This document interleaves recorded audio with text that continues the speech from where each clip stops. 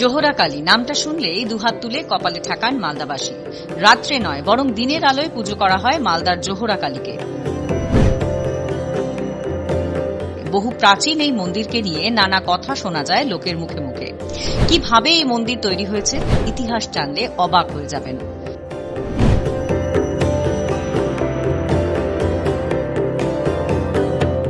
মালদা জেলার ইংরেজবাজার শহর থেকে মাত্র 5 কিলোমিটার দূরে আমবাগানে ঘেরা এই কালী মন্দির। কথিত আছে প্রায় 300 বছর আগে ঘন জঙ্গল ও আম বাগানের মধ্যে উঁচু মাটির ঢিপিতে মা কালীর আরাধনা করা হতো।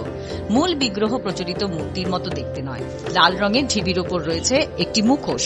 ঢিবির দুপাশে আরও দুটি মুখোশ দেখা যায়। এখানে দেবীর নাম জহরা। তিনি এখানে চণ্ডী রূপে পূজিতা হন। তবে আর 5টা কালী মন্দিরের মতো দীপান্বিতা অমাবস্যার রাতে পুজো হয় না এনার, বরং দিনের আলোয় পুজো হয় দেবী জহরার।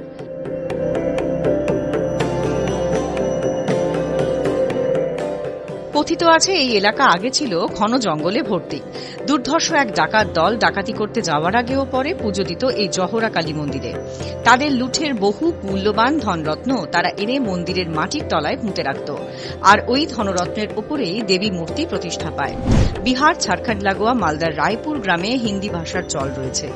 ধনরত্নকে হিন্দিতে বলা হয় জহর।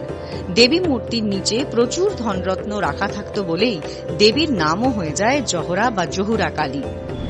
আবার অনেকে বলেন সেন রাজবংশের রাজা বল্লাল সেন গৌড়বঙ্গে প্রচুর মন্দির নির্মাণ করেছিলেন। এই জহরা কালী মন্দির তার মধ্যে একটি।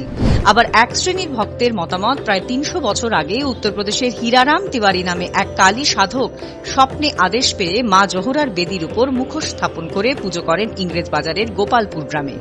বহু মতান্তরের মাঝেই এই মন্দির স্বমহিমায় যুগ যুগ ধরে ভক্তদের আস্থাস্থল হিসেবে পরিচিতি পেয়ে আসছে। যুগ যুগ ধরে রীতি অনুযায়ী বাংলা বছরের প্রথম মাস বৈশাখ মাসে মঙ্গলবার ও শনিবার করে এই মন্দিরে পুজো হয়। মন্দির প্রাঙ্গণে মেলা বসে। ঝাড়খণ্ড, বিহার এমনকি বাংলাদেশ থেকেও প্রচুর ভক্ত বৈশাখ মাসে জহুরা কালী মন্দিরে পুজো দিতে আসেন। পুজো উপলক্ষে মন্দির চত্বরে পুলিশের নিরাপত্তার চোখে পড়ার মতো। ভারতীয় রেলে কর্মরত এক কর্মী জানান আদতে তিনি বিহারের বাসিন্দা। প্রতি বছরই মায়ের পুজো দিতে আসেন এবং মানসিকভাবে শান্তি পান। माँ का पूजा करके बहुत अच्छा महसूस होता है, इसलिए माँ का आशीर्वाद के लिए हम लोग प्रत्येक वर्ष यहाँ पे आते हैं। बहुत अच्छा यहाँ पे प्रसाद का, फूल का, सब चीज़ का व्यवस्था है। आदमी दूर दूर से आते हैं माँ का आशीर्वाद लेने के लिए।